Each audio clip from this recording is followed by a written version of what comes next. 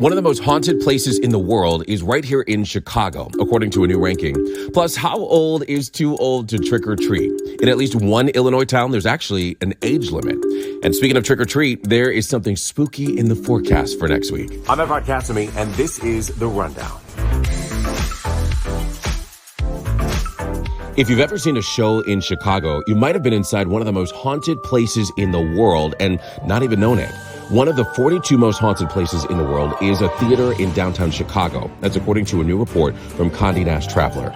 Among the 12 U.S. spots to make the list was Chicago's James M. Nederlander Theater, formerly the Oriental Theater. The theater was built on the site of a deadly fire in 1903, the same year it opened. Nearly 600 people were killed after a spark from a stage light lit the nearby drapery on fire. It was rebuilt in 1926 as the Oriental Theater and later renamed, but it is said that ghosts of the dead remain inside. Theater fans have braved the ghost stories ever since, and now Hamilton is currently playing there. So how old is too old to trick or treat? In one Illinois town, that number is 12.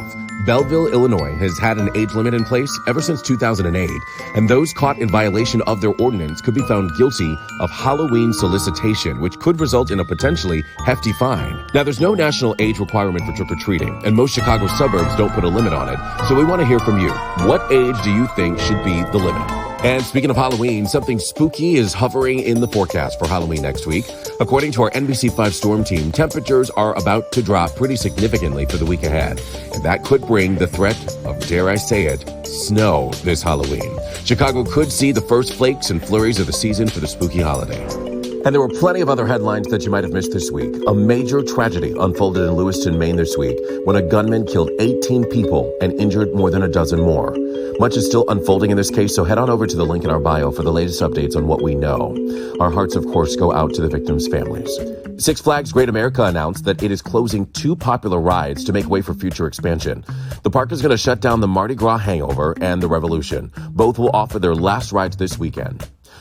A Chicago PD star is reportedly not coming back after the upcoming season. Variety reports Tracy Spiridakos, who plays Detective Haley Upton on the hit show, will be leaving, but the actress has not yet addressed the rumors. And there have been a number of high-profile smash and grabs, or crash and grabs, across Chicago this week. Chicago police put out a warning after 4 businesses were robbed by people crashing vehicles into storefronts and then stealing from them. All right, so that's it for now, but stay tuned all weekend long as more news develops. Have a great weekend.